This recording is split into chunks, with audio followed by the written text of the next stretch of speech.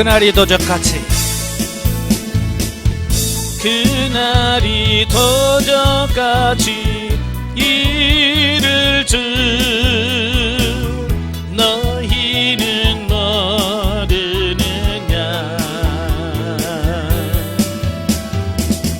늘 깨어 있으라 잠들지 말아라 주님과 동행하라.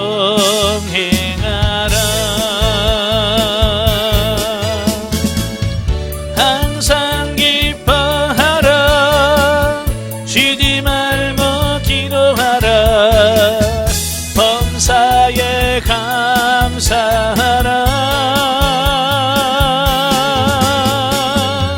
이는 예수 안에서 너희에게 향하신 하나님 뜻이니라.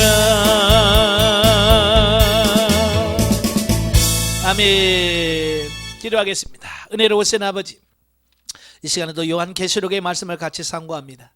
하나님께서 우리 지각을 열으셔서 알게 하시고 생각나게 하시고 깨달아지는 역사가 있도록 주님 도와 주옵소서. 시종을 주님께 맡겨오며 예수님의 이름으로 감사하며 기도합나이다. 아멘. 예, 이 시간에는 우리 교재 221페이지입니다.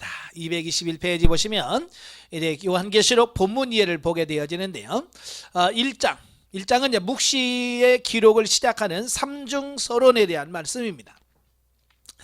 아까 서론에서 말씀드렸지만 이 요한계시록은 우리에게 겁을 주거나 어떤 불안을 조성하는 그런 말씀이 절대로 아니라는 거예요.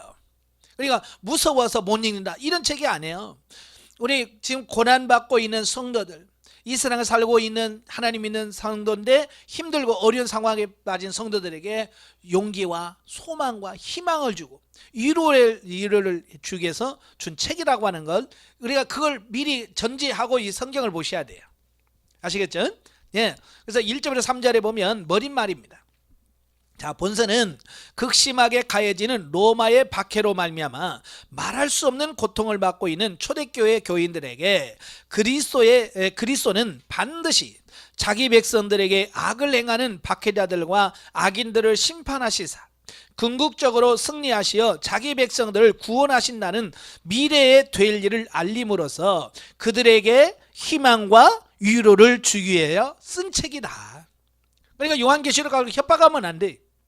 예, 겁을 주면 안 된다 그 말이. 왜? 쓴 목적이 겁주고 협박하기 위해서 준 책이 아니에요. 예, 아시겠죠?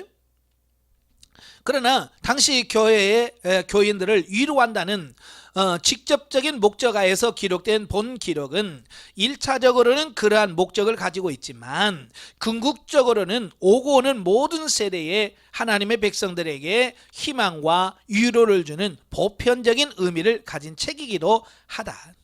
예, 그러니까 그때 당시의 성도들에게만이 아니라 오고 오는 모든 지금까지 현대 아니 미래에 태어날 우리 후손들까지 주님이 오실 그날까지 있는 이 땅에 있는 모든 성도들을 향해서 주어진 말씀이라는 겁니다.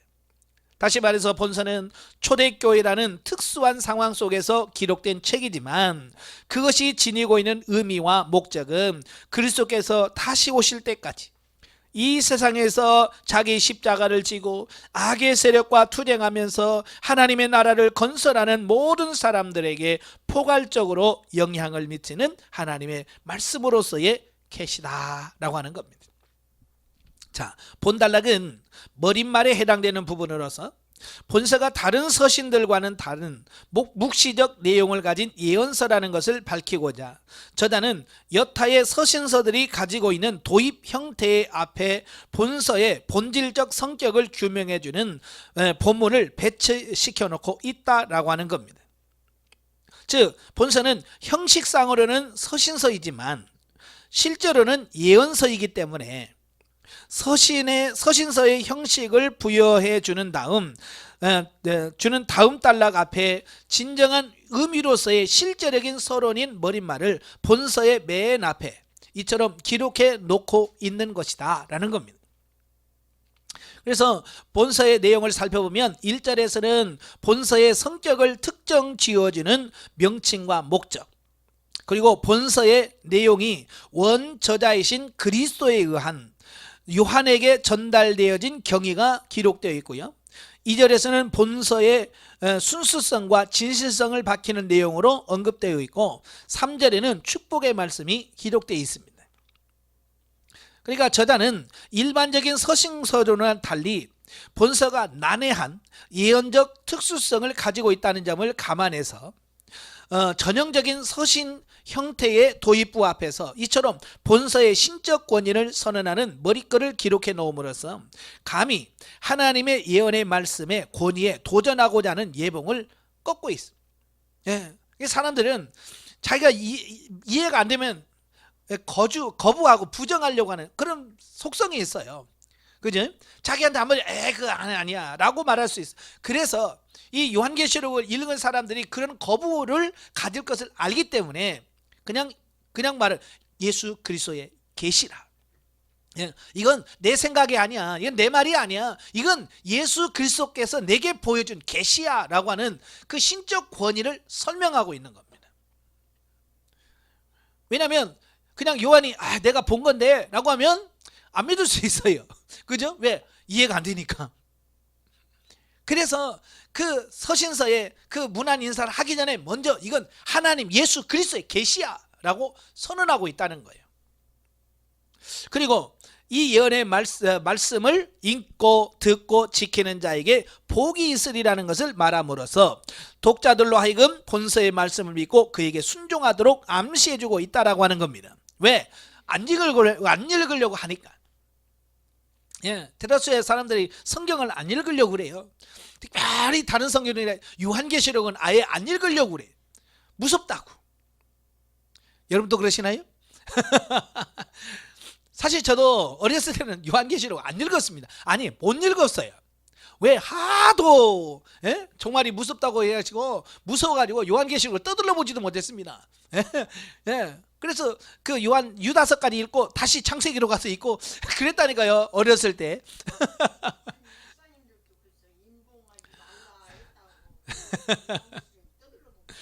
네. 그리고 함부로 이거 뭐 칼빈도 이건 주석을 안 썼다 그래가지고 목사님도 이건 얘가 설교를 잘 안 했어요.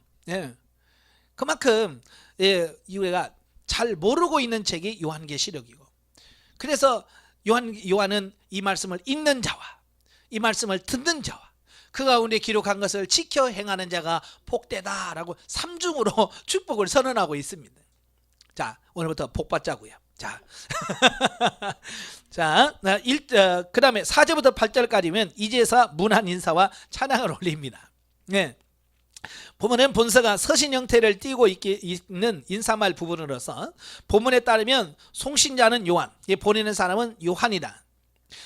그 편지를 받는 사람은 당시 아시아 주라고 불리던 지역에 있던 7 교회입니다. 그리고 수신자들에 대한 축도는 본서의 특성과 어울리게 영원한 통치자이신 그리스도 이름으로 주어지고 있습니다. 자, 한편 전형적인 인사말을 하고 난 저자는 하나님의 절대 주권 사상을 가진 그답게 인사말 뒤에 본서의 주인공 되신 그리스도를 찬양하는 송가를 기록하고 마지막으로 다시 오시는 주님이 심판주로서 모든 사람이 보는 가운데 오셔서 심판하실 것을 확신 있게 선언합니다. 그리고 저자는 앞에서 언급한 내용 곧 그리스도가 구주이시며 심판주로 오실 것이라는 사실을 확증하기 위해서 그리스도는 처음과 끝을 주관하시는 영원한 전능자라고 선언합니다. 곧 그리스도는 세계를 시작해 하신 창조주요, 세상을 구원하시는 구세주, 세상의 악을 종결시킬 심판자로서 세상의 시작과 창조주, 그 다음에 끝 종말을 주관하시는 전능자라고 저자는 선언하고 있습니다. 그래서 예수 그리스도를 알파와 오메가라고 묘사하고 있습니다. 이 알파라고 하는 것은 헬라어의 그 알파벳의 첫 번째 나오는 글자가 알파입니다. 그리고 마지막에 나오는 글자가 오메가입니다. 그러니까 보통 시작과 끝을 이야기할 때 알파와 오메가라고 말하죠. 그래서 예수님은 이 천지를 창조하실 때부터 예수님의 사역이에요. 말씀으로 창조하셨어요. 그러니까 그 말씀으로 창조하신 그분이 시작을 했어요. 그리고 중간에 예수님께서 십자가를 지시고 오셔서 구세주로 이 땅에 오셨고, 또 마지막 때, 세상의 마지막 때에 하나님이 심판주로 임하실, 그러니까 모든 세상은 예수로 시작해서 예수로 끝나는 이런 부분을 말씀해 주고 있습니다. 자, 본문에서 우리가 주목해야 될 것은요, 당시 아시아 주에는 많은 교회들이 있었어요. 그러니까 7교회만 있는 게 아니에요. 많은 나라에 있어요. 근데 왜 그 많은 교회들 중에 굳이 7교회만 본서의 수신자로 선정되었는가 하는 점입니다. 그죠? 이 아시아에는 사도 바울이 1차 전도 여행을 떠나서 세운 교회부터 시작해서 2차, 3차를 통해서 이 아시아에 세운 교회가 많아요. 예. 그래서 루스드라, 더베, 갈라디아, 예? 이런 교회들이 많이 있어요. 근데 왜 그들에게는 아무 말도 안 하고 왜 이 7교회만 정했을까라는 겁니다. 그 이유는 그 교회는 중요하지 않아서가 아니라 이유가 있어요. 바로 7이라는 숫자는 이 7을, 이 요한계시록 7자를 아주 중요하게 여긴다고 그랬죠. 이 7, 7이라고 하는 숫자는 하나님께서 천지를 창조하실 때에 7일 동안 창조하셨다는 그 7과 아주 깊은 연관성을 가지고 있습니다.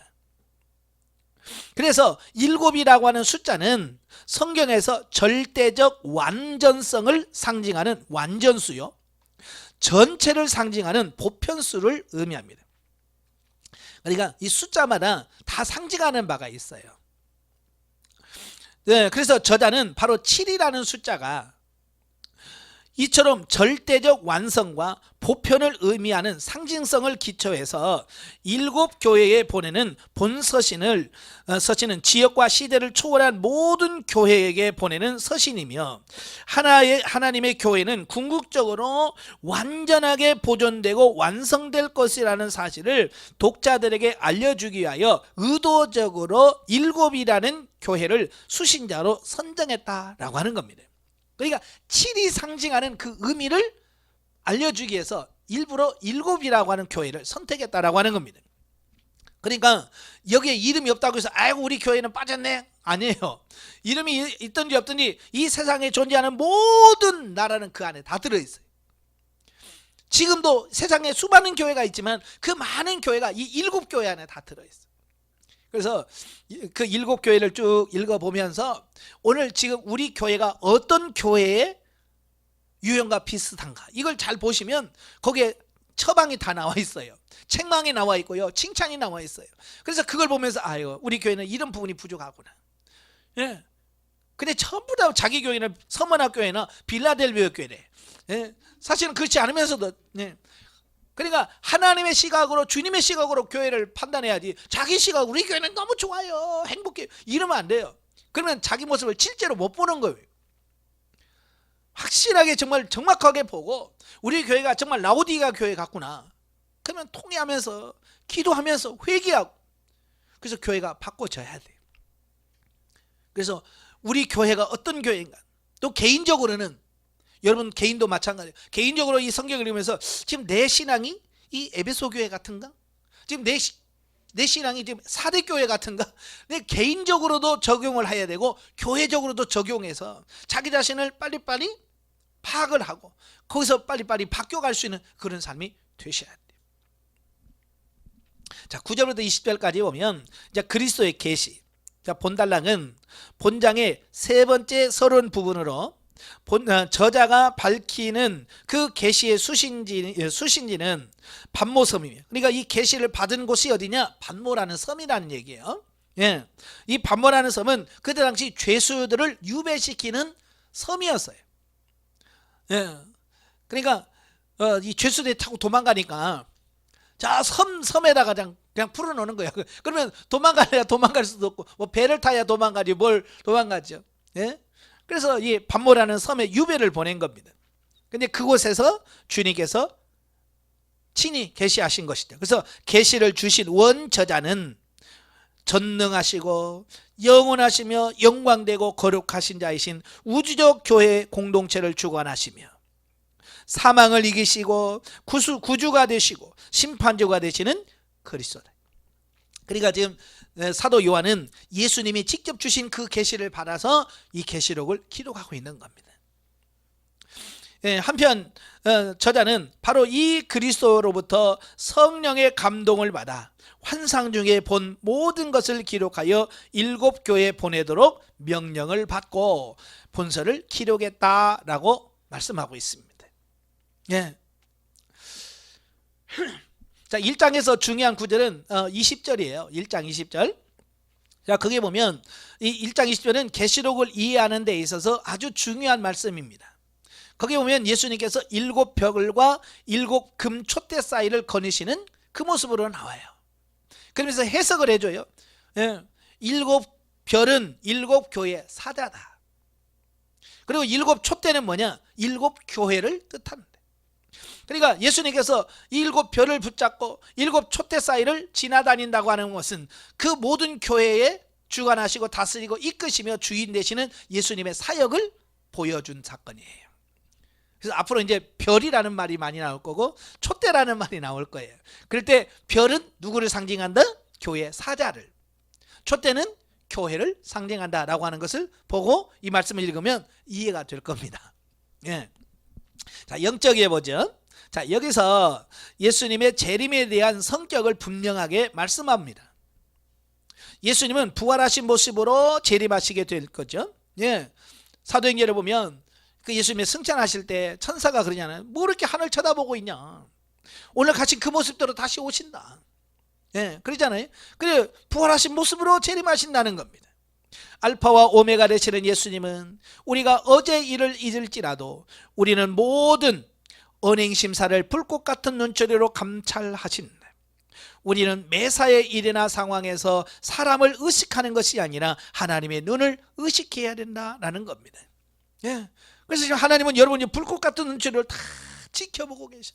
여러분이 어떤 말을 하는지 어떤 행동을 하는지 다 보고 계신다는 말입니다. 예.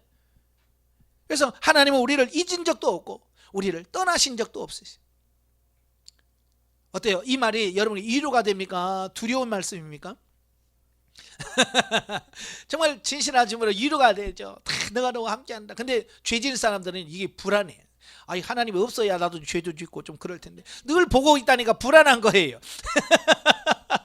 그죠? 이게 죄질 사람 불안한 거예요. 그러니까 이런 거죠. 우리들은 옆에 경찰이 지나가고 왔다 갔다 하면 좋아. 왜? 안심이 되잖아. 지켜주니까. 근데 도둑놈은 경찰차나 경찰 옷만 봐도 두려워. 왜? 자기 잡아갈까 봐. 네, 그래서 여러분이 잘 살아야 되는 거예요. 네. 아시겠죠? 그래서 주님이 두려운 분이 아니라 주님이 나와 함께 하신다는 사실에 대해서 감사하고 기뻐하는 그런 삶을 사셔야. 자, 2장으로 갑니다. 자, 2장은 에베소, 서머나, 버가모, 두아디라 교회에 보내는 메시지입니다. 1절에서 7절 에베소 교회에 보내는 편지. 본달락은 아시아 주 내에 있는 7교회 중에서 첫 번째로 언급되고 있는 교회가 에베소 교회입니다. 먼저 주님은 에베소 교회에 권능의 손으로 교회를 주관하시는 분으로 나타나십니다. 그러니까 오른손에 7별을 붙잡고 7급 촛대 사이를 거니시느니, 예, 예수님은 모든 교회를 주관하시고 이끌어 가시는 그 모습을 보여준 거죠. 그러면서 두 가지 칭찬하시고 한 가지 책망을 합니다. 두 가지 칭찬은 뭐냐? 첫째, 이단을 배격하기 위해서 열심히 수고한 것. 그 다음에 또 하나는 주님의 이름으로 인하여 받는 고난을 인내하고 부지런한 것. 이건 이 에베소 교회의 칭찬할 부분이에요. 물론 둘 다 쉬운 일은 아니에요. 그런데도 이 에베소 교회는 열심히 했어요. 또 그러나 한 가지 책망할 것이 있다고 그랬어요. 그게 뭐냐? 처음 사랑을 잃은 것이다 라고 말씀합니다. 그리고 이 칭찬과 책망을 하신 후에 주님은 책망받은 사항을 고치라고 권면하시면서 고치지 않으면 버림이 있을 것이다, 촛대를 옮길 것이라고 말씀합니다. 고치고 이기는 자에게는 영생이 주어질 것이라는 경고와 축복의 약속을 동시에 제시하여 독자들로 하여금 복된 길을 선택하도록 은연중에 권면하고 있다라고 하는 겁니다. 자, 다른 6교회가 있는 도시도 대체로 그러했듯이 특히 당시 에베소라는 도시는 이교 문화의 중심지로서 그곳에는 이루 헤아릴 수 없이 많은 우상 숭배가 횡행하고 있습니다. 예, 그래서 사도행전 19장이 바로 사도 바울이 에베소에 가서 복음을 전한 그런 부분이죠. 특별히 이곳에는 아데미 신전이라고 하는 어마어마한 신전이 있었습니다. 예, 거기만 그 아데미만 있는 게 아니라 온갖 우상들이 다 많은 그런 부분들이에요. 그리고 그런 환경 속에 있기 때문에 에베소 교회 교인들은 신앙의 정절을 지키기 위하여 그렇지 않은 환경 속에 있는 다른 여타 지역의 교회보다도 몇 배나 더 노력하지 않으면 안 됐다라고 하는 겁니다. 왜요? 사람은 환경의 지배를 받아요. 그죠? 뭐 보고 듣는 것이 굉장히 다 영향을 미치기 때문에 그래요. 우리가 잘 아는 뭐 맹모 삼천지교라는 말이 있잖아요. 예? 맹자 엄마가 그 맹자 하나를 키우려고 3번이나 이사했다잖아요. 예? 시장터로 갔더니 옛날 맨날 장사치 흉내만 내고, 예? 그다음에 저기 장례시장 옆에 갔더니 맨날 아이고만 하고 그래서 학교 옆에 갔더니 공부를 하더라 뭐 그런 얘기 있잖아요. 그러니까 이 환경이 중요한 거예요. 예. 그리하여 에베소 교회 교인들은 주변의 이교 숭배의 더러움으로부터 자신을 지키기 위하여 확고한 교리를 세워 그것을 열심으로 붙들게 됩니다. 예. 그래서 이 바른 교리를 붙들지 않으면 넘어갈 수 있기 때문에 이 교리를 붙들어. 사도 바울이 특별히 멜리데 섬에서 그에게 말씀에 부탁한다라고 그랬잖아요. 그죠? 그래서 에베소 교회는 사도 바울의 부탁을 듣고 말씀을 붙들었어요. 그리고 말씀을 자꾸 해서 교리를 정리화시켜서 교리를 정리하다 보니까 이단에 안 넘어가는 겁니다. 오늘 많은 사람들이 왜 이단에 넘어가냐? 신앙생활하면서 교리를 몰라요. 그리고 어떻게 구원받는지를 몰라. 그냥 예수 그리스도를 믿음으로 우리 영혼이 거듭나고 중생해서 이렇게 하는 정확하게 이걸 이해해야 되는데 그걸 몰라. 그냥 교회만 덜렁덜렁 다니면서 아이고 그냥 천국 간대. 그러다가 어느 날 누가 와서 아이고 그럼 못 받아. 그러면 왜? 그러면서 이제 쏙 넘어가 버리는. 왜? 교리를 모르면 넘어가요. 그래서 교리를 알아야 돼. 아시겠죠? 힘들지만 교리를 배워야 돼. 그러나 에베소 교회는 이러한 열심에 이르는 데까지는 좋았지만 외부로부터 자신들을 지키는 데만 너무 치중한 나머지 주님을 믿는 자로서의 삶의 실천에 대한 열정은 상실하고 말았습니다. 문제가 이거예요. 교리를 지키고 교리를 공부하고 이단에 안 넘어가면 좋은데 정말 중요한 사랑을 잃어버렸다는 겁니다. 예. 즉 에베소 교회는 신앙의 교리를 끝까지 지키는 소극적인 일에는 성공했지만 지킨 교리를 삶 속에서 실천하는 적극적인 신앙의 행위에서는 실패하고 말아버렸습니다. 사랑이 기독교의 핵심인데 그 핵심을 잃어버린 겁니다. 그래야 에베소 교인들은 결국 교리를 지켰으나 교리가 주는 참된 의미는 실천하지 못한 채 교리 자체만 붙들고 있는 형식적인 신앙의 상태에 빠지고 말았대. 그래서 책망을 들을 수밖에 없습니다. 오늘 우리도 그럴 가능성이 있고요. 오늘 제가 이렇게 보니까 한국 교회를 보니까 에베소 교회가 너무 많아. 가면 성경 공부 프로그램 많아요. 열심히 배웁니다. 근데 정작 냉랭해. 사랑이 없어. 이 에베소 교회 같은 교회가 많은 거예요. 어떻게 해야 되겠어요? 예, 언제부터 사랑이 떨어졌는지 식어졌는지 회복하셔야 되겠죠. 두 번째 8절부터 11절은 서머나 교회에 보내는 편지입니다. 본달락은 본서의 형식적인 수신자인 아시아 주 내에 있는 7교회 중에서 두 번째에 해당되는 서머나 교회인데요. 서머나는 에베소와 마찬가지로 에게 해를 끼고 있는 항구 도시로서요.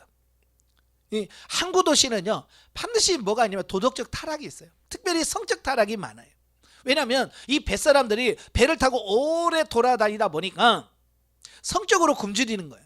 그러니까 이 항구 도시에 가면 그걸 푸는 거예요. 그래서 우리나라도 그래요. 뭐 인천이나 목포나 부산 이런 데 가면 다 뭐가 잘 되냐면 바로 이 성적인 이런 영업이 잘 돼요. 왜? 그런 선원들이 많다 보니까. 바로 여기도 마찬가지예요. 서머나도 이 항구 도시다 보니까 배 타고 지중해 가서 애굽 멀리 갔다 오는 사람들이 있다 보니까 자꾸 이제 그런 산업, 성적인 산업이 발달돼요. 타락할 수밖에 없는 거예요.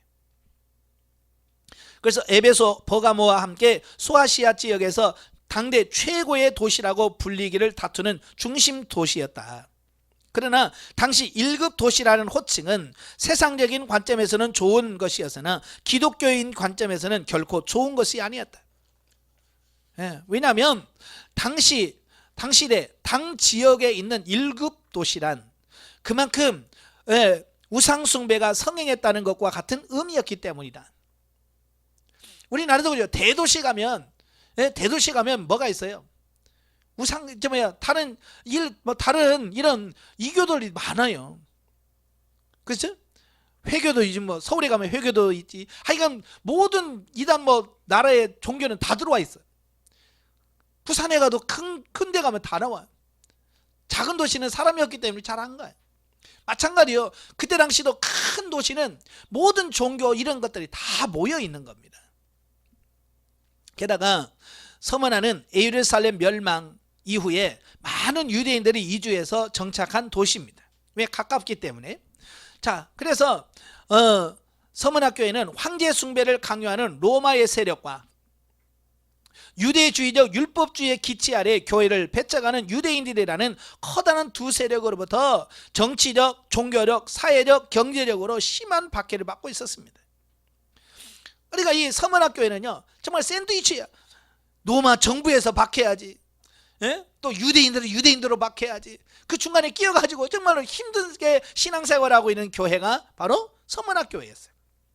자, 그런데 중요한 것은 그러한 극심한 어려움과 박해 속에서도 이 서머나교회 교인들은 비록 몸은 가난하고 고통스러울지라도 신앙만은 변절시키지 않고요, 영적 부유함을 유지하는 참된 신앙을 지켜 빌라델비아 교회와 함께 주님으로부터 칭찬만 들은 교회의 하나가 되었다는 영광을 안게 됩니다.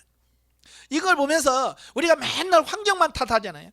아이고, 우리 교회 주변이 뭐가 또 어쩌고, 우리 내가 지금 기도할 환경이 아닙니다. 가끔 보면 그래요. 좀 기도 좀 하세요. 그러면 아이고, 우리는 교회는요 기도할 환경이 아닙니다. 맨날 환경 탓해. 그럼 집에서 아이고, 우리 집은요 기도할 환경이 아닙니다. 맨날 환경 탓만 해. 아니, 서머나교회는 뭐 환경이 좋아서 칭찬만 받았어요? 아니에요. 서머나교회 보세요. 항구 도시예요. 성적으로 타락한 도시예요. 로마 정부에서 핍박이 있습니다. 유대인들은 유대인들로 교회에 핍박합니다. 그 상황 속에서 뭐 하나 제대로 살 수 있는 부분이 없습니다. 그럼에도 불구하고 그들은 끝까지 신앙 지켰다는 거예요. 그러니까 환경을 탓하든 우리의 속성을 버려야 돼요. 만들어 가야 될 거 아니에요. 그죠? 우리 교회가 기도할 수 없는 분위기라면 기도할 수 있는 분위기로 만들어 가야 되고, 맨날 근데 우리는 그 탓만 해.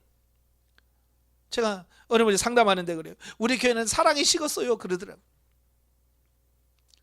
그러면 집사님이 거기서 사랑의 불쏘시개가 되지 않겠습니까?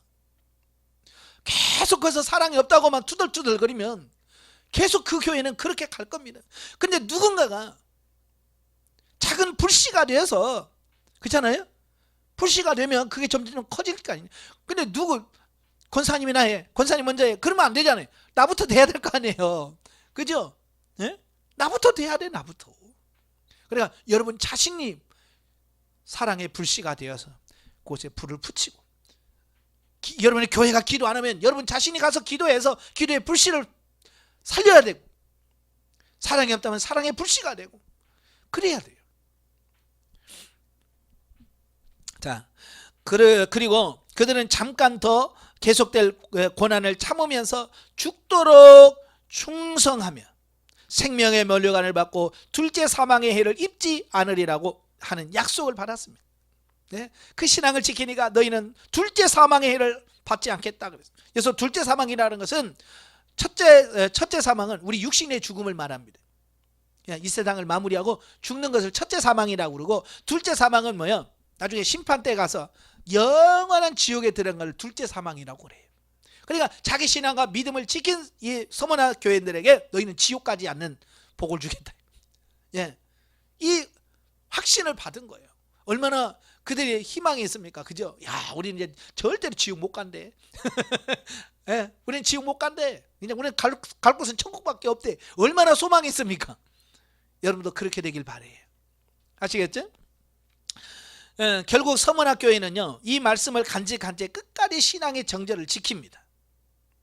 그래서 결국 폴리갑이라고 하는 유명한 교부가 이 서문학교에서 순교자를 배출합니다.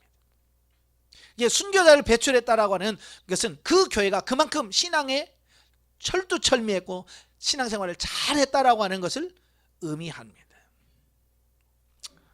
자, 이 서문학교처럼 환경을 초월하는 믿음을 갖기를 바래요. 그 다음에 12절부터 17절에 보면 버가모 교회에 보내는 편지입니다.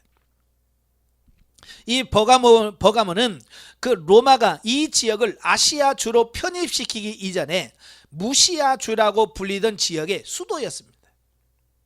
예, 수도였다면 그만큼 크겠죠. 그래서 한 지역의 중심지답게 돈이나 타 도시에 대한 영향력이 있어서 중심 아시아주의 수도였던 에베소나 옛 리디아 지방의 중심지였던 서머나에 뒤지지 않았다.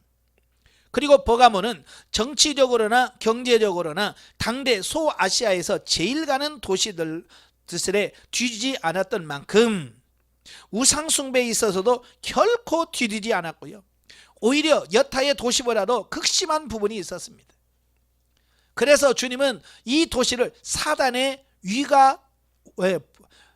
권자가 있는 곳이라고 표현합니다. 얼마나 그 도시의 환경이 안 좋았으면 이거 사단의 권자가 있는 사단의 집결소라고 말했을까요? 그러나 이 버가모 교회 교인들은 이러한 이교의 구렁텅이 속에서 신앙을 지켰을 뿐만 아니라 이교도들이 가는 생명의 위협 속에서도 믿음을 지켜서 주님으로부터 칭찬을 받습니다. 예. 그러니까 죽인다고 해도 신앙 지키는 거예요. 이게 얼마나 큰 믿음입니까? 그지? 예. 그러니까 우상단지 속에 살면서도 자기 신앙을 지키는 겁니다. 대단한 거예요. 그런데 문제는 이런 충성된 모습과는 달리 이 버가모 교회 내에는 교묘하게 우상을 숭배하도록 하는 이단의 사상을 퍼뜨리고 이상을 지키고 퍼뜨리는 자들이 있었다라고 하는 겁니다. 즉 발람의 교훈을 추구하고 니골라당의 교훈을 쫓는 자들이 있었습니다. 그래서 주님은 이러한 자들이 교회 안에서 활동하도록 방치하는 그 버가모 교회를 책망하시면서 그러한 거짓 선지자를 내어 쫓고 회개하라고 촉구하고 있습니다. 예. 우리 교회 안에도 이런 발람의 교훈을 쫓는 사람, 이 발람의 교훈은 뭐냐면 물질을 쫓아 사는 사람들, 진리를 쫓아 사는 것이 아니라 돈을 쫓고 돈을 쫓아면서 사는 사람들을 발람을 쫓는 자들이라고 표현하고 있습니다. 그 다음에 니콜라당은 영지주의자들, 예. 이런 사람들이 잘못된 이런 부분들이 있으면 내어 쫓아야 돼. 여러분의 교회 안에 신천지가 활개친다면 어떻게 해야 되겠어요? 주님께서 사랑하래 그래서 품어야 됩니까? 예? 물론 그 영혼을 사랑해야 되겠지만 교회 전체를 위해서는 어떻게 해요? 때로는 그를 내쫓는 이런 결단도 해야 됩니다. 근데 그들은 그러질 않아요. 그냥 뭐 다 그냥 어울려서 사는 거예요. 그러다 보니까 점점 교회가 타락해져 가는 거예요. 그러니까 주님께서 그들을 책망하는 겁니다. 회개하는 겁니다. 그래서 이기는 자에게는 영생을 보증하는 만나와 흰돌을 주시겠다라고 약속을 하시죠. 자, 18절부터 29절 두아디라 교회에 보내는 편지입니다. 이건 네 번째 교회인데요. 이 두아디라 교회는요. 이 두아디라는 옛 무시아 지역의 수도였던 버가모가 천연적인 방어 요새를 갖추고 있지 못해서 내륙으로부터 오는 적군의 침입을 막기 위해 수비대가 항상 주둔해 있던 작은 도시였습니다. 그리고 이처럼 수도 방위 수비대가 항상 이 도시에 주둔했을 만큼 두아디라는 이 지역의 교통의 요충지입니다. 그러니까 수비대가 있다면 뭐가 많아요? 군인들이 있겠죠. 예. 이제 군인들이 있다 보니까 뭐 그 동네가 어떤 도시라는 걸 좀 이해가 되겠죠. 예. 그러면서 그래도 이 도시는 지역적으로는 작지만 크게 번창하여 염색 산업으로 유명한 공업 도시가 되었다. 그런데 이 도시의 염색 공업 발달은 동업 조합을 발달시켰고 발달된 조합원의 친목이라는 명목 아래에서 우상숭배와 음행을 성행하게 만들었다라고 하는 겁니다. 그러니까 사업을 하신 분들은 그래요. 사업하신 분들은 서로 뭐 안목도 터야 되고 서로 뭐 또 하는다고 자기들끼리 막 어울리잖아요. 그죠? 자기들끼리 막 어울려서 술 먹으면서, 예, 그러면서 한단 말이에요. 그러니까 예수 믿는 사람도 사업하면 의뢰껏 술 먹어야 되고 뭐 이런 걸 그냥 당연하다고 생각한단 말이에요. 바로 이런 사람도 마찬가지예요. 이 조합이라고 하는 이 연합이 있어서 그 속에 그리스도인이 들어가면 같이 술 먹고 뭐 술 먹으면 2차 가고 3차 가고 막 그러다 보니까 이 예수 믿는 사람들이 제대로 신앙생활을 잘 못하는 겁니다. 바로 이제 그런 모습을 보는 거예요. 그래서 결국 두아디라도 앞에 거대한 세 도시 에베소나 서머나와 버가모와 다를 바 없이 우상숭배와 행업이라는 죄악의 도시였으며, 따라서 두아디라 교회는 그러한 죄악의 문화 속에 있을 수밖에 없었다. 이런 문화 속에서 두아디라라는 교회는 한편으로는 모범적인 신앙의 열심과 자세를 보였고요, 다른 한편에는 경제적 이권을 계속 주기 위하여 우상을 섬기고 행음하는 이율배반적인 모습을 보였다는 겁니다. 쉽게 말하면 이중적인 신앙생활을 하는 거예요. 교회 안에서는 아주 모범적인 삶을 살아요. 근데 교회 밖에 나가면 그 사업 때문에 사업 핑계 대면서 똑같이 예수 안 믿는 사람하고 죄짓고 사는 모습을 보는 겁니다. 그 결과 주님은 이 두아디라 교인들에게 회개를 촉구합니다. 그런 모습에서 벗어나라는 거예요. 회개하라는 겁니다. 근데 그들은 회개치 않습니다. 회개하라고 주님께서 명령하시는데 회개하라 안 해요. 그래서 주님은 끝까지 회개치 아니하면 죄에 합당한 징벌을 받을 것이라고 경고합니다. 그러면서도 주님은 올바른 신앙을 지킨 남은 자들에게는 만국을 다스리는 권세와 새벽벌을 주시겠다라고 축복을 약속합니다. 그러니까 항상 책망을 듣고 나서 돌이키면 축복을 받고 회개치 않으면 심판을 받는 겁니다. 이런 두아디라 교회는 신앙적으로는 성실한 면을 가지고 있으면서도 세상과의 관계 속에서 살아가는 데 있어서는 타협주의적인 자세를 취한 교회의 전형이라고 볼 수 있죠. 예, 그러며 교리는 지키되 행위는 잃어버린 에베소 교회와는 반대되는 유형의 교회라고 할 수 있습니다. 그러니까 여러분의 교회가 지금 어떤 교회에 해당되는가 잘 보시면서 본문을 보시길 바래요. 자, 영적에 보면 우리는 7교회를 보면서 우리들의 신앙을 점검해 보아야 합니다. 예, 바로 이제 그게 이 요한계시록의 이 7교회를 기록한 목적이거든요. 본문의 7교회 중에서 에베소, 버가모, 두아디라 이렇게 세 교회는 모두가 다 니골라당의 가르침을 통해서 우상을 숭배하고 음행에 빠짐으로써 하나님의 진노를 받아서 진통을 겪게 됨을 말하고 있습니다. 예, 니골라당은 영지주의라고 그랬죠. 그러니까 영지주의자 중에서도 이 도덕 폐기론자들입니다. 이런 사람들은 뭘 말하냐면 요한 2서 3서에서 말씀드렸지만 이들은 뭘 말하냐면 이미 영은 구원받았기 때문에 영은 선하고 이 육은 어차피 구원받을 때 육은 버리고 간다는 거예요. 그러니까 육신이 죄를 지어봐요 영이 구원받는 데는 아무런 지장을 주지 않는다. 그러니까 죄 지어라 괜찮아. 육이 죄 짓는 거지 영이 죄 짓는 거냐 이러면서 이 도덕적인 타락을 권장하고 조장하는 것이 바로 니골라당이에요. 말이 됩니까? 예, 말이 안 되죠. 근데 그들은 말이 안 되는 걸 된다고 여기는 겁니다. 그리고 그렇게 믿어요. 그래서 그렇게 사는 겁니다. 그래서 주님은 그 말이 안 되는 거다 그런 건 그 얘기를 하고 있는 거예요. 자, 오늘날 우리에게도 많은 마귀의 유혹이 있다. 니골라당의 교훈은 세속적인 축복과 탐심에 빠지지 말 것을 말하고 있는 것이다. 우리는 세상 쾌락에 빠지지 않고 진리로 거룩해지는 삶을 추구할 때 우리의 삶이 진정 아름답고 귀한 삶이 되는 것이다. 여러분 신앙생활 중에서 삶이 따라주지 않으면 그 신앙은 허구예요. 아시겠죠? 그러니까 우리의 삶 속에서 그 내가 믿는 그 말씀이 실제가 되어지고 그렇게 사라져지는 그게 나와야 돼. 그게 진짜지. 말씀대로 살지 않으면 내가 가지고 있는 신앙은 허구예요. 허상입니다. 실제가 될 수 없습니다.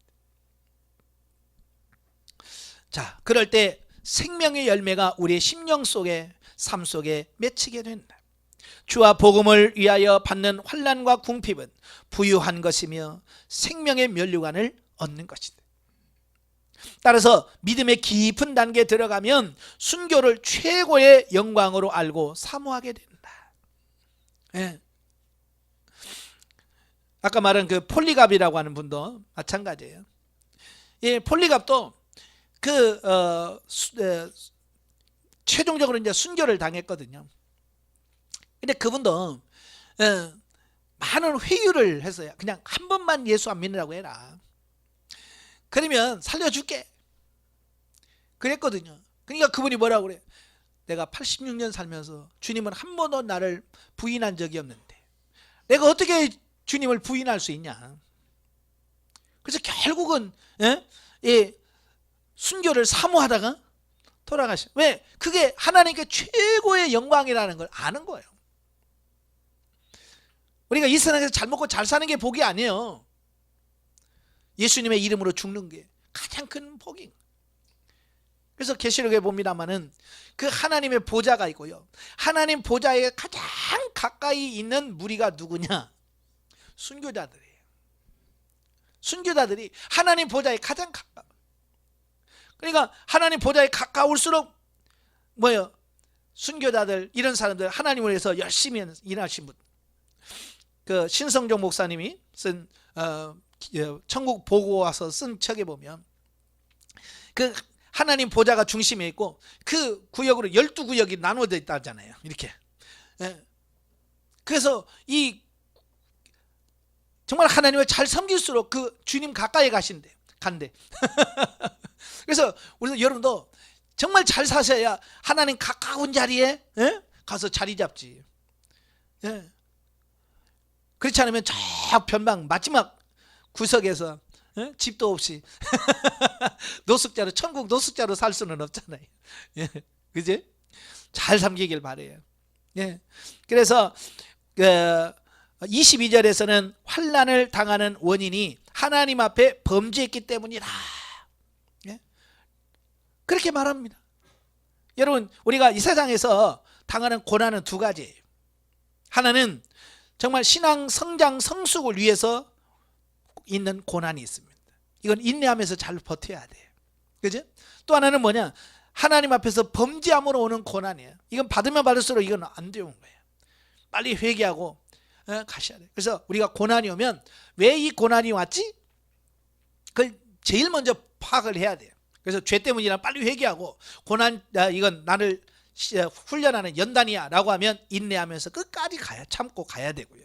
그래서 분별을 잘 하셔야 돼요. 근데 이걸 잘못하면, 잘못해놓고 죄 짓고 징계로 받는데도 이건 하나님께서 나에게 주신 인내하라고 그랬지. 그래서 회개하지 않고 인내하면 안 돼. 아시겠죠? 3장으로 가죠. 3장은 4대 빌라델비아, 라오디게아 각 교회에 보내는 메시지입니다. 1절부터 6절 4대 교회에 보내는 편지입니다. 5번째 교회인데요. 이 4대는 서머나가 옛 리비아 지방의 수도가 되기 전까지 그 리디아 왕국의 수도였을 만큼 정치적, 군사력으로 아주 중요한 대도시였습니다.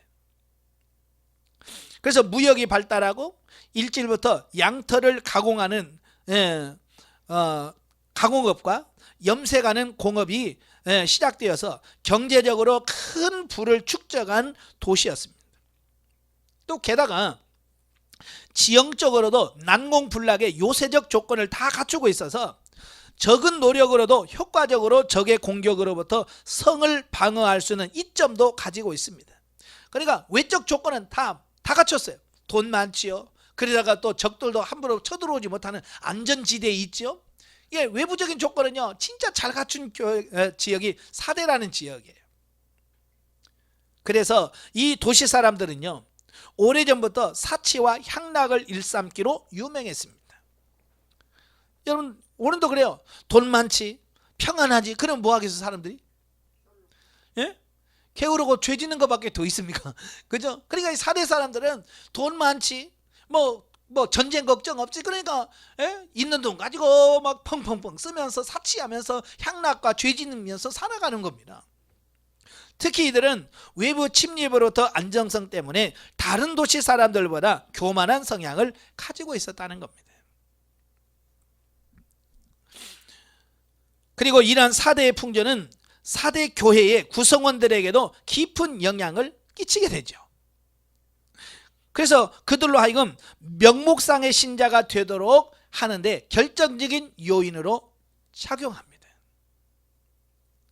한마디로 사대 교인들은 경건의 모양만 갖추고 있을 뿐 경건의 능력은 가지고 있지 않은 사실상 죽어있는 신앙의 소유자들이었다라고 하는 겁니다.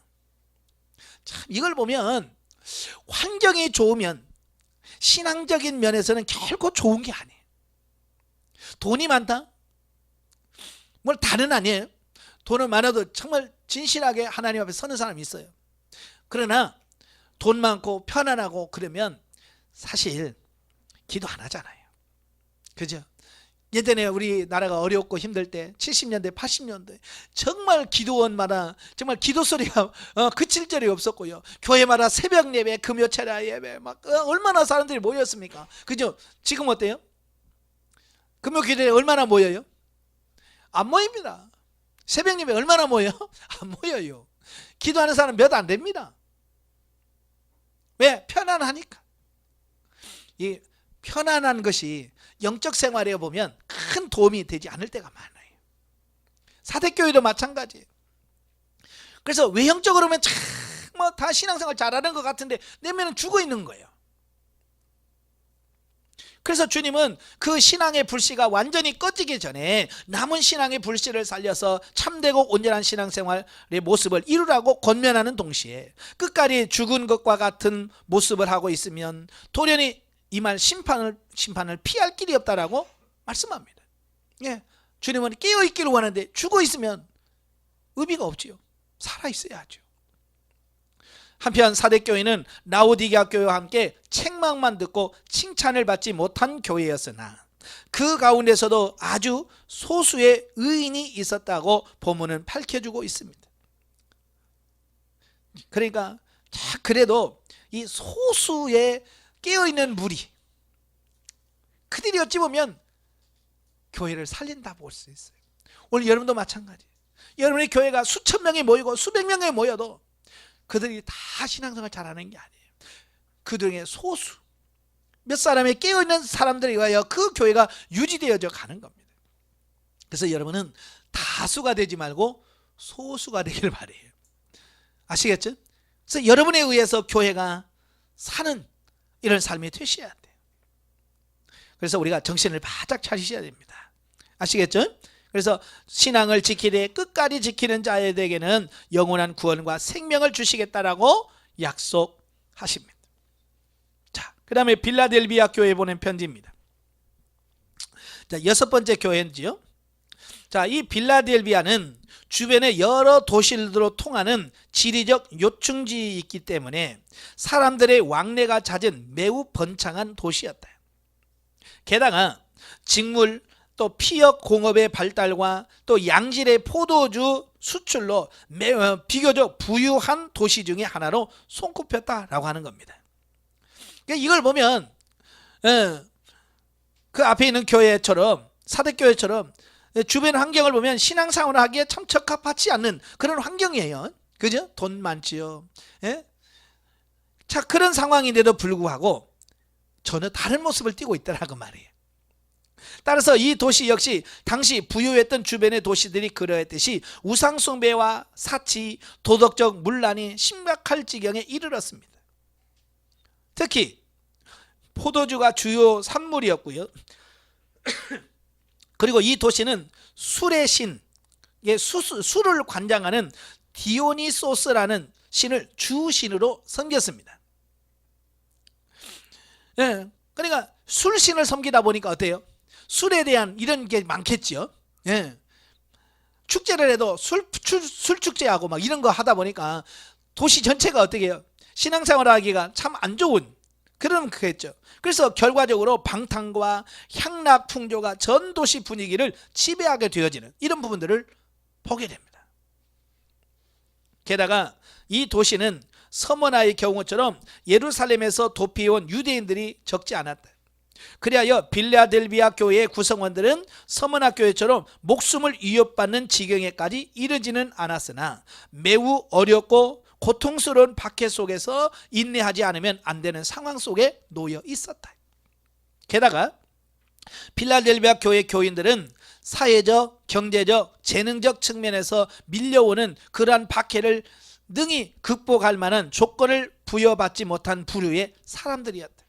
그러니까 주로 가난하고 힘들고 이런 하류층의 사람들이 대부분 신앙생활을 하는 거예요.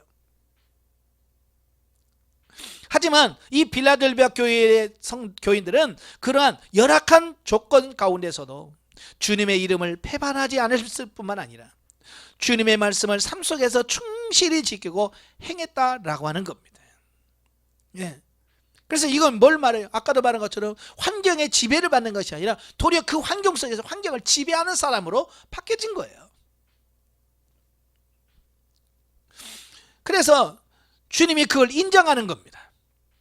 그래서 주님께 연락되어서 그들은 서머나 교회에 대하여 책망을 듣지 아니한 영광된 신앙인의 대열에 놓이게 되었을 뿐만 아니라 주님으로부터 장차 자기들을 핍박하던 자들을 굴복시키고 마지막 심판의 고통을 면제받으며 하나님의 나라에서 중요한 이치를 차지하게 되리라고 하는 축복의 약속을 받아냅니다. 왜? 하나님 옆에 진실로 인정받을 만한 신앙생활을 하니까.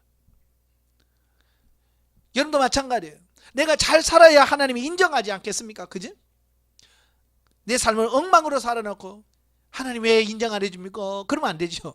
잘 살아야지. 그래서 이 빌라델비아 교회를 통해서 우리가 깨닫는 게 뭐냐? 아까도 말한 것처럼 환경을 탓하지 않는 거예요. 네, 환경을 탓하지 않고 환경을 초월하는 그런 신앙이 돼야 돼요. 우리가 신분에 대해서 배우셨잖아요. 그지? 그 신분 중에서 왕의 신분이 있어요. 왕의 신분 중에 왕의 신분이 뭐냐? 첫째, 자기를 다스리는 겁니다.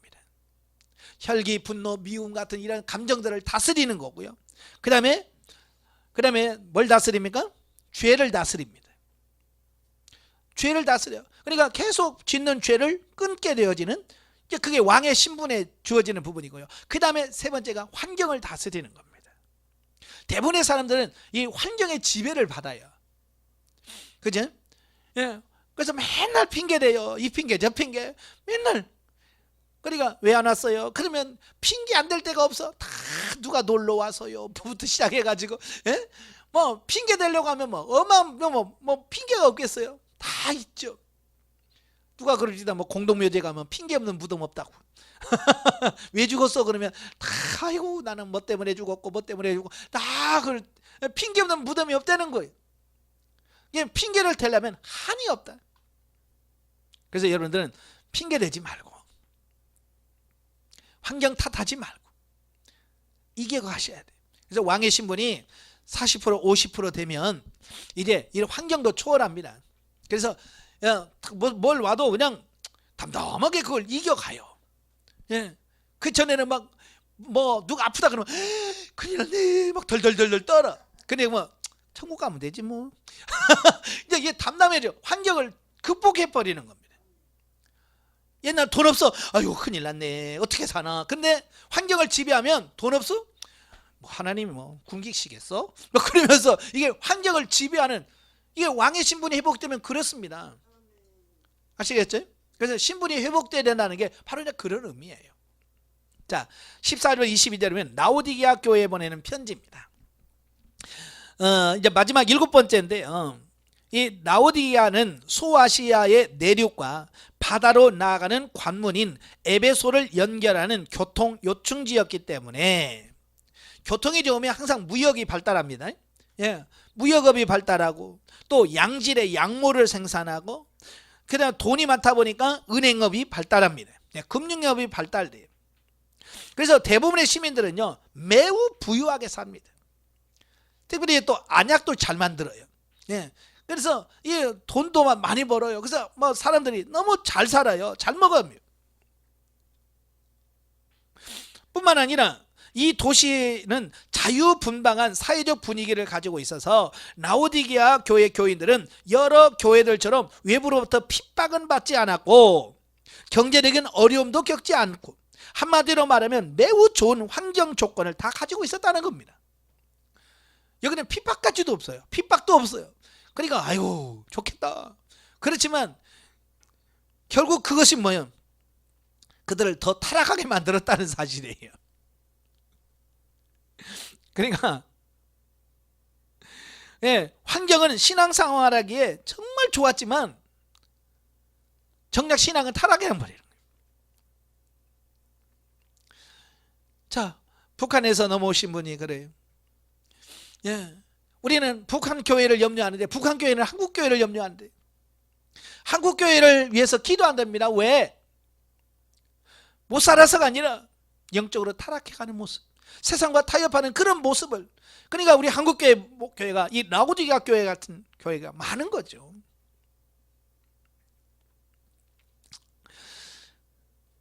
그러나 그러한 최적의 조건에서도 불구하고 라오디게아 교인들은 오히려 본서가 수신자로 삼고 있는 7교회 중에서 가장 최악의 상태에 빠져 있는 가장 저급한 신앙을 가지고 있었다라고 하는 겁니다.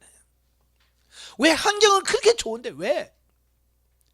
그러니까 환경이 좋아야 신앙생활을 잘해야 된다라고 하는 그걸 내려놓으셔야 돼.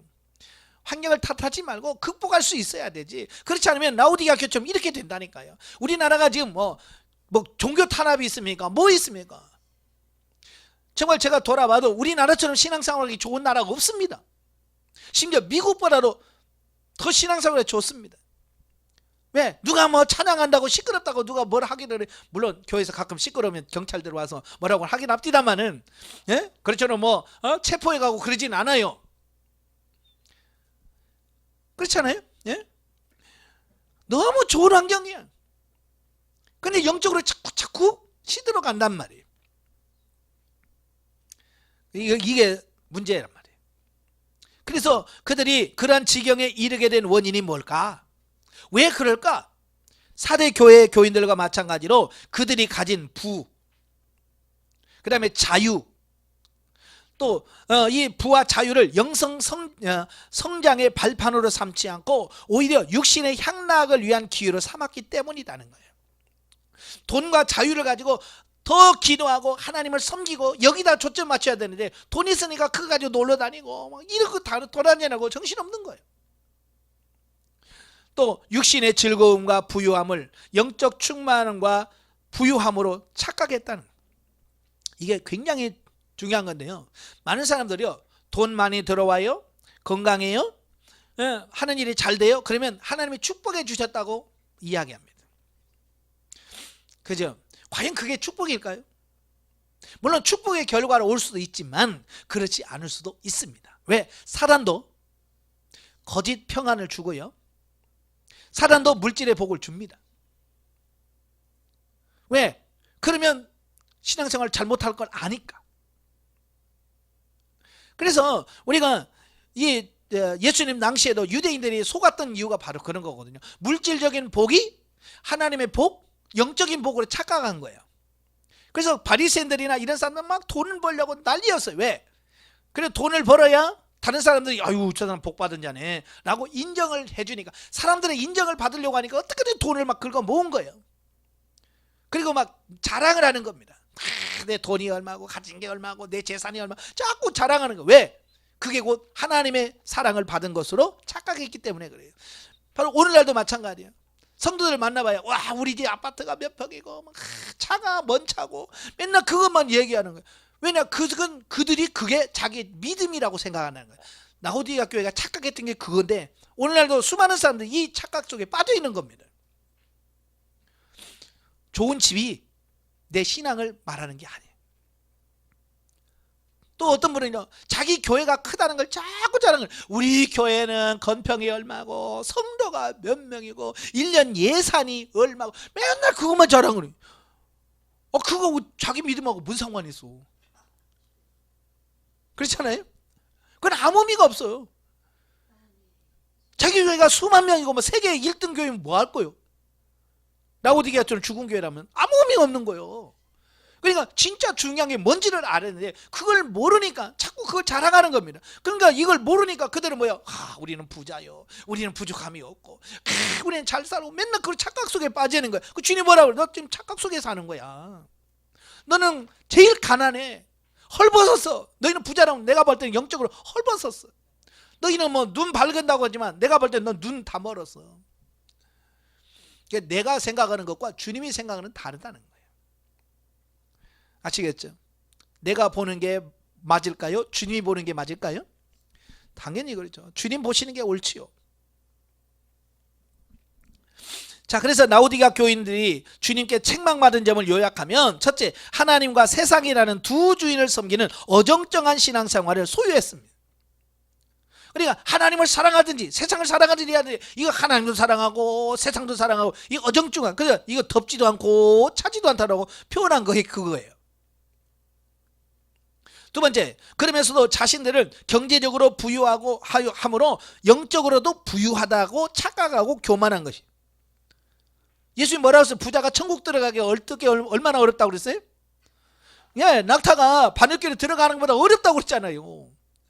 그러니까 돈 많다고 복 받은 게 아니에요. 이거 정말 이 사고 내려놓으셔야 돼요. 예.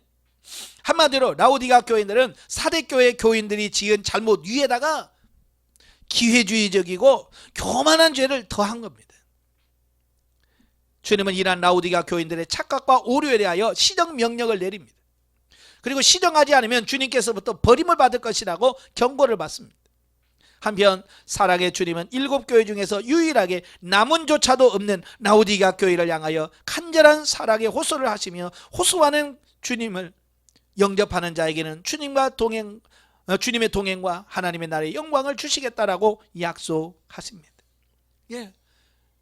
그래서 다른 교회는 소수라도 있었어. 소수라도, 적은 수라도 정말 그 안에 의인들이 있었는데 이 교회는 그런 게 없는 거예요. 그럼에도 불구하고 주님은 끝까지 그들을 버리지 아니하시고 회개하고만 와, 내가 다 받아줄게 라고 하고 있는 이 모습을 보게 되는 겁니다. 자, 영적에 보죠. 자, 육적인 차원에서의 부와 영적인 차원에서 부는 본질적으로 그 개념에 차이가 있다는 거 기억하시고, 17절에서 부유하고 부족한 것이 없는 자에게는 곤고하고 벌거벗은 가난한 자라고 말씀합니다. 왜? 보는 관점이 다르니까. 성도는 재물을 이 땅에 쌓아두는 것이 아니라 주와 복음을 위하여 헌신하고 희생하여 정금 같은 믿음을 사고 옳은 행실로서 흰 세마포옷을 입어 영적인 벌거벗음을 가리라고 말씀합니다. 오늘 저와 여러분이 입어야 될 옷은 세상에서 메이커 있는 그런 옷이 아니라 옳은 행실을 통해서 주님께서 주시는 세마포옷을 입는 그런 삶이 되셔야 돼요. 자, 영적으로 옳은 행실을 하는 것은 많은 희생이 따릅니다. 예수님께서 자기 몸을 들여서 죽기까지 순종하신 것은 성도가 단순히 육신의 복을 받도록 하기 위함이 아니라 영원토록 신랑 되신 주님 앞에 영광의 모습으로 나아갈 수 있도록 예비하신 것이다. 우리는 영원을 바라볼 수 있는 안목이 열려야 됩니다. 그래서 우리는 영원히 누리는 그걸 위해서 잠시 한시적인 육신의 삶을 내려놓을 수 있어야 됩니다. 자, 여러분 30년 고생할래요? 영원히 고생할래요? 예? 30년 고생할래요? 영원히 고생할래요? 이거 IQ 좀만 있으면 다 이해가 돼. 다 30년 고생하죠.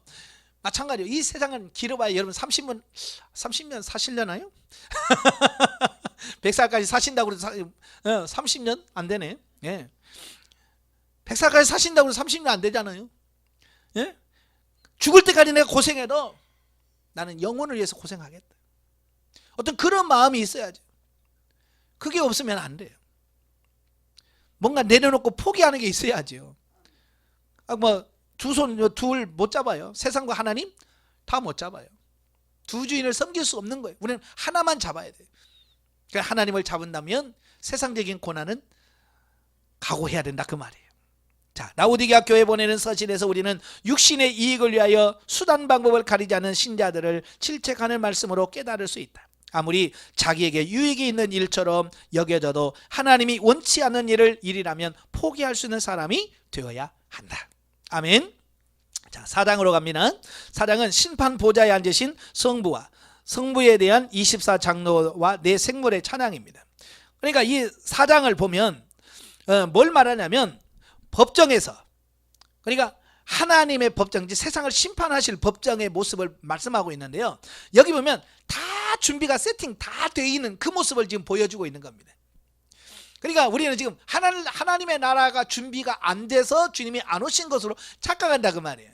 근데 이 4장을 보면 이미 하나님의 나라는요 완벽하게 다 돼 있어요. 준비가 재판장이고 뭐 증인이고 다 준비가 돼 있어요. 근데 지금 뭐가 안 되냐, 천국 들어갈 수가 부족해서 지금 그걸 못하고 있는 거예요. 이게 지금 그 모습인 거예요.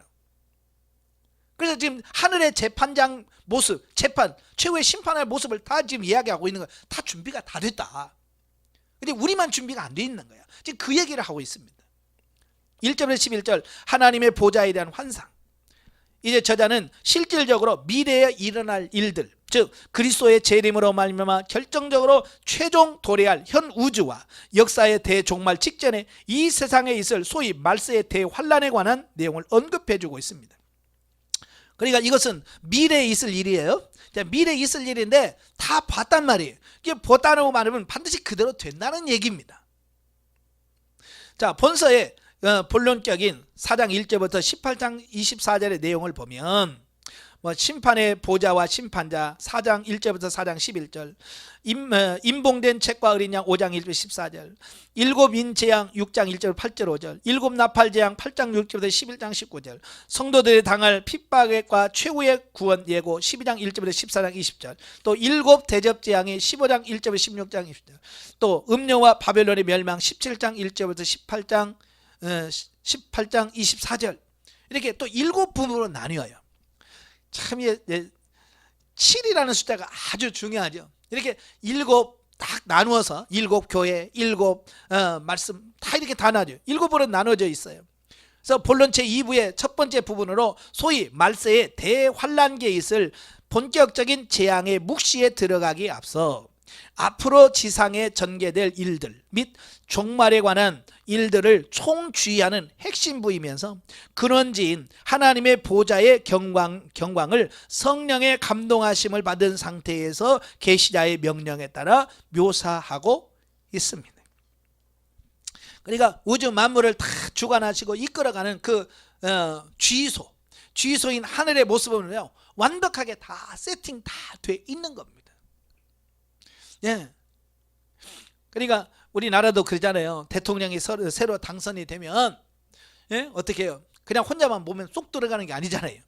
들어가면서 장관 누굴 세울 것인가 이런 모든 걸 다 세우고 세팅 다 한 다음에 이제 취임식을 하잖아요. 마찬가지예요. 하나님의 나라도 지금 다 이런 미래에 이런 모든 것을 이루어갈 완성할 모든 준비가 다 완벽하게 세팅 다 돼 있다는 것을 보여주고 있는 겁니다. 그래서 저자가 묘사한 하늘 핵심부의 경광, 첫째 찬란한 하나님의 보좌가 있고 그 위에 심판자가 앉아 있습니다. 네. 하늘에 올라가니까 심판자가 딱 앉아 있고 보좌가 있고 그게 딱 앉아 있대. 네. 이것은 마치 세상 법정, 이번에 법정에 가보셨어요? 재판받는 데 가보셨어요? 죄 앉아서 가본 적이 없죠? 예, 저도 한 번 딱 구경 가봤네요. 예, 거기 가면 이제 제일 중앙에 재판장이 딱 위에 딱 앉아 있잖아요. 그죠? 예, 재판장이 앉아 있고 그 밑에 검사가 있고 또 변호사가 앉아 있고 피고인이 이렇게 앉아 있고 증인들이 있고 뭐 이렇게 또 뒤에 관객들이 쭉 앉아 있잖아요. 그 모습하고 지금 이 모습하고 똑같아요. 자, 재판장에 누가 앉아 있다고? 보좌에 심판하실 하나님이 앉아 계시는 거예요. 그리고 보좌를 중심하여 24장로들이 둘러 앉아 있습니다. 그리고 세 번째, 보좌로부터 성령이 나오사 보좌 앞에 계시고, 네 번째, 보좌 앞에 정결하고 넓은 투명한 광장이 있고, 다섯 번째, 보좌 가운데 주위에는 에스겔 1장에서 보여지는 네 생물이 포진하고 있으며, 여섯째, 그 생물이 항상 하나님을 찬양하고 24장로들도 하나님께 경배하며 하나님을 찬미했더라 되어 있습니다. 그러니까 재판장의 모습을 연상하는데, 재판장이 딱 제자리에 앉아 있습니다. 그러면 판사, 검사, 또 증인, 또 관객들이 쫙 앉아 있습니다. 예? 그러면 다 준비가 되면, 세상에서 그래요, 마지막에 누가 들어와요?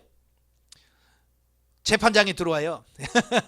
다 준비 다 되면 다 같이 일어서 그럽니다. 재판장 들으면 다 일어서요. 그러면 재판장이 뚜벅뚜벅 건져서 탁 앉습니다. 앉으십시오. 그러면 작사. 그러면 앉아요. 자, 그때부터 뭐가요? 이제 시작하는 거예요. 자, 이런 것처럼 다 준비가 다 돼 있어요. 이제 재판장까지 앉아 있으니까 진행하면 되는 거예요. 이제 진행하면 되는 거예요. 이 준비가 완전히 다 갖추었다는 것을 의미하고 있는 거예요.